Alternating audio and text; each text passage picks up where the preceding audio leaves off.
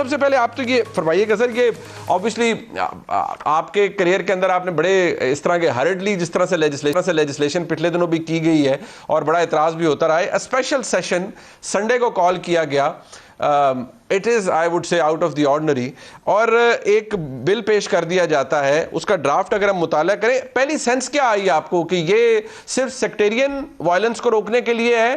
क्योंकि हमारे मुल्क में इंसदाद दहशतगर्दी का कानून मौजूद है और आपको पता है कि उसके ऊपर इतनी जजमेंट्स आ चुकी हैं कि उसकी जो डेफिनेशन है टेररिज्म की वो भी बड़ी खींच दी गई है और उसके अंदर काफ़ी कुछ शामिल हो सकता है।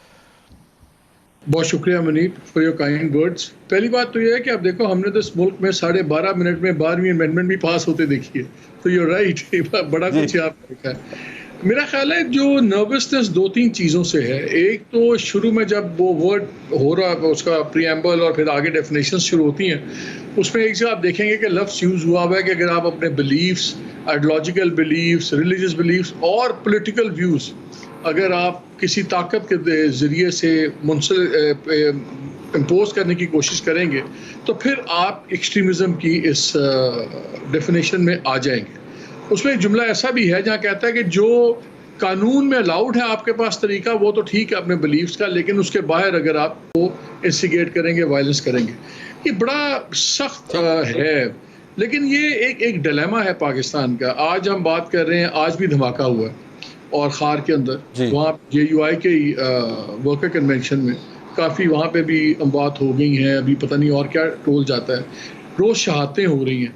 फ़ौज से बात करें, गवर्नमेंट से बात करें, वो कहते हैं कि हमारे कानून में इतना लैक्स है कि हम पकड़ सकते हैं, हम पुलिस के हवाले करते हैं, फिर मुकदमात में वो लोग छुट जाते हैं, हमें प्रिवेंटिव हम नहीं कर सकते, बाद में पनिशमेंट हम नहीं करवा सकते, तो बताएं हम क्या करें।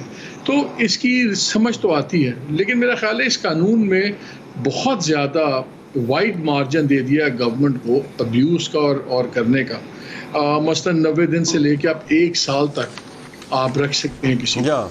जो इसमें आपकी चैलेंज है वो उन्हीं की कमेटी है जो करेगी, जिसके पास आपकी एप्लीकेशन जाएगी, और वो कमेटी भी इसमें डिफाइन नहीं हुई भी, उस पर लिखा हुआ है कि कमेटी बनेगी अभी, जो रिव्यू कमेटी होगी। किसी भी वक्त एक कहती है गवर्नमेंट इसमें और चेंजेस कर सकती है और शेड्यूल चेंज कर सकती है, उसमें डेफिनेशन चेंज कर सकती है। आई थिंक ये बिल्कुल इस मुल्क को एक बड़ा सख्त कानून चाहिए एक्सट्रीमिज़म को डील करने के लिए, लेकिन उससे पहले कैपेसिटी की बात है, कैपेसिटी बिल्ड होने की ज़रूरत है, और इसमें अभी बहुत से ऐसे एक्सप्लॉयटेशन का बहुत ज़्यादा इसमें गुंजाइश है। आपको लगता है इसमें ठीक, आपको लगता है एक्सप्लॉइट होता है? मंसूर साहब, हमारे मुल्क में मालिक साहब भी जानते हैं, हम सब जानते हैं कि प्रोटेक्शन ऑफ पाकिस्तान एक्ट भी आया और वो बड़ा तगड़ा कानून था। उसके अंदर एनिमी एलियन को डिफाइन किया गया जब टेररिज्म अपने पीक पर थी। इंतहा पसंदी हमारे मुल्क का मसला रहा है, आज भी है, ये हम सबको पता है। बट सवाल यहाँ ये है कि जो इसकी लैंग्वेज है, और जिस तरह मालिक साहब ने भी इशारा किया कि इसके अंदर बड़ी वाइड स्प्रेड पावर्स आप दे रहे हैं रियासत को, गवर्नमेंट को, यानी कोई पॉलिटिकल बिलीफ्स भी हैं, तो फिर हमारा फौरी तौर पर ध्यान जाता है कि जो 9 मई को हुआ वो एक ऐसा वाकया है जिसने एक प्रेसिडेंट सेट कर दिया और एक वो हमारे मुल्क की तारीख के अंदर रहेगा। आपको लगता है कि इस बिल के अंदर, क्योंकि ये पेश किया गया, नोबडी न्यू कि ये कहां बन रहा था, क्या हो रहा था, नेशनल असेंबली में पहले नहीं लाया गया, विच इज अगेन थोड़ा सा अजीब लगता है, और फिर सेनेट में ले जाना और इत्तेहादियों का उसके ऊपर शोर मचा देना। इरफान सिद्दीकी साहब का कहना कि जी इसमें तो सब रगड़े जा सकते हैं कुछ आने वाले दिनों में। तो आपको लगता है कि ये इसके पीछे जो ट्रिगर है इस कानून के, इस मुसवदे के पीछे, वो कुछ और है? नहीं, मैं मुनीर साहब, मैं आपकी बात से बिल्कुल एग्री करता हूं, और मुझे खुद भी यही लगता है कि मैं 1 मिनट के लिए इमरान खान साहब जो एक थ्योरी पेश करते हैं, I am not going to say कि मैं उस थ्योरी से एग्री करता हूं, लेकिन 1 मिनट के लिए जो वो थ्योरी पेश करते हैं कि जी 9 मई का एक्चुअली जो वाकया था वो डिलिबरेटली एक साजिश थी और इसके तहत जो है हमें टारगेट करना था, हमारी पार्टी को क्रश करना था। कल को ये जो कुछ भी इन्होंने जो थ्योरी पेश की है, कल को यानी अगर ऐसा कुछ हो जाए, और ये हो सकता है, ऐसा पाकिस्तान की तारीख भरी पड़ी है कि सियासी जलसों के अंदर जो है वो बाहर के नामालूम अफराद बीच में शामिल होते हैं, वो कोई ना कोई ऐसी दहशतगर्दी का वाक़या या तो पेश आ सकता है, इंतशार फैला सकते हैं, और उसके बदले अगर कोई वायलेंट एक्ट हो जाए तो इसका मतलब पूरी की पूरी जमात जो है वो आप उसको बैन कर देंगे। तो इसलिए मेरा ख्याल में, मैं रिसेंटली देख रहा हूं कि कई ऐसी चीज़ों को कानून बनाने की कोशिश की जा रही है, जिस तरह इससे पहले पेमरा के लॉज के हवाले से उसको मजीद सख्त किया गया, उसके बाद सोशल मीडिया के हवाले से भी एक नई कानून साजी की कोशिश की जा रही है, और अब ये लॉ जो लाने की कोशिश की जा रही है, मेरा ख्याल में ये हुकूमत की एक फ्रस्ट्रेशन है। और फ्रस्ट्रेशन इस बात की है कि they can not get hold of Imran Khan. वो चाह रहे हैं कि उनके जाने से पहले 9 अगस्त से पहले कोई ऐसा तरीकाकार हो जाए, कोई ऐसा कानून पास हो जाए, कुछ ना कुछ ऐसा हो जाए कि हम किसी तरह पाकिस्तान तहरीक इंसाफ को या इमरान खान साहब को जो है वो किसी तरह काबू कर सकें।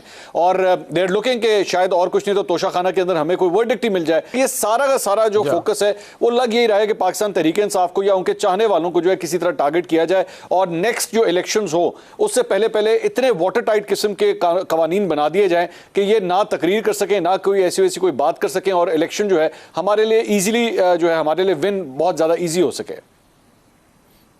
मालिक साहब, ये मंसूर साहब का पॉइंट ऑफ व्यू इसमें वजन है। एक जो हमारी अभी भी अनसर्टनिटी मौजूद है वो है कि ये हुकूमत, इसने मुद्दत, मतलब कि 9 अगस्त है, 12 अगस्त है, मुद्दत पूरी होगी, पहले असम्बली चली जाएगी। वज़ीर आज़म का मौक़िफ़ उन्होंने जो हिंट दिया वो मुख्तलिफ है। आज फैसल करीम कुंडी कहते हैं, वो एक ज़िम्मेदार शख्सियत हैं, कि हम मुद्दत पूरी करेंगे, और पाकिस्तान पीपल्स पार्टी का वाज़ेह मौक़िफ़ है कि ये इलेक्शन 60 दिन में होना चाहिए, वेयर एज़ PMLN का मौक़िफ़ मुख्तलिफ नज़र आता है। तो आपको लगता है कि ये कोई इतनी बड़ा इशू नहीं है, या नहीं ये एक बड़ा इशू है? बात तो 30 दिनों की है बीच में।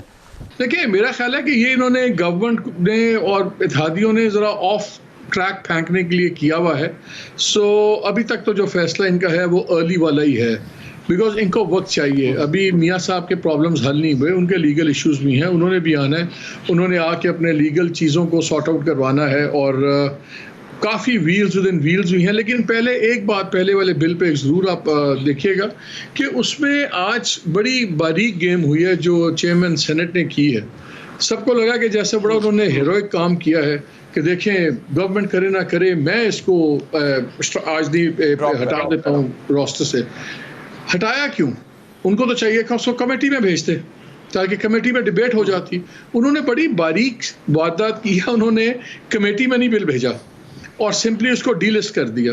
अब अगर कल को जो भी बिहाइंड द सीन्स प्रेशर्स होंगे, जो भी होगा, ये केस दोबारा लिस्ट हो जाएगा और ये इसी तरह पास हो जाएगा। बिल को नहीं छेड़ने दिया चेयरमैन सेनेट ने, तो इसको तो दिमाग में रखिएगा। और दूसरा एक चीज़ और, हम जब भी बात करते हैं हम सिर्फ शायद समझते हैं बिल आ रहा है उनको इम्पैक्ट करेगा, या PTI को करेगा, या करेगा एक्सट्रीम जो TTP हो गया, इस किस्म के लोग हो गए।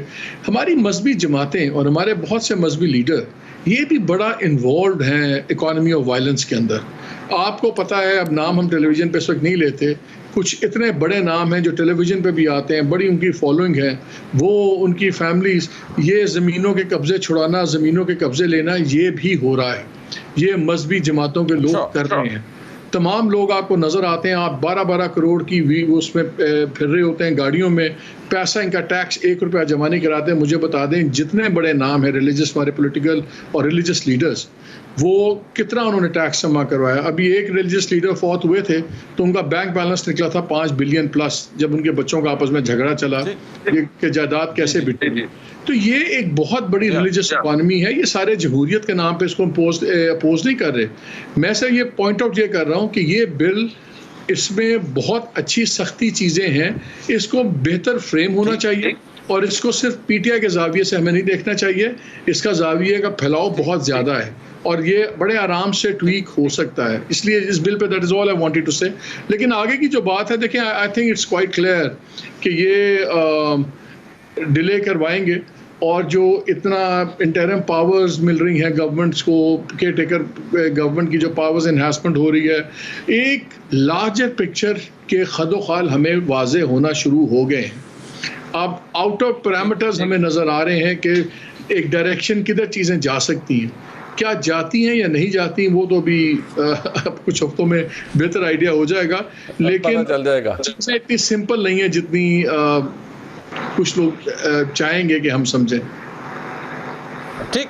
मंसूर साहब टुवर्ड्स द एंड ये बताइएगा, ये कोई नाम सामने नहीं आए। एक तो आपके हम सब के दोस्त मोहतरम राजा रियाज साहब के नाम भी कोई नहीं सामने आए, PMLN और पीपल्स पार्टी के नाम भी कोई सामने नहीं आए। जब बात करेंगे तो कहेंगे अभी तो बड़ा टाइम पड़ा हुआ है। टाइम इनफैक्ट अगर देखा जाए तो एक हफ्ते का ही है, पहले तहलील करनी है या बाद में करनी है ये तो बात की बात है, लेकिन कोई नामों का पता कोई नहीं चल रहा। सो ये नाम वाकई इन्होंने देने हैं या नाम कहीं और से ही आना है आपके नज़दीक?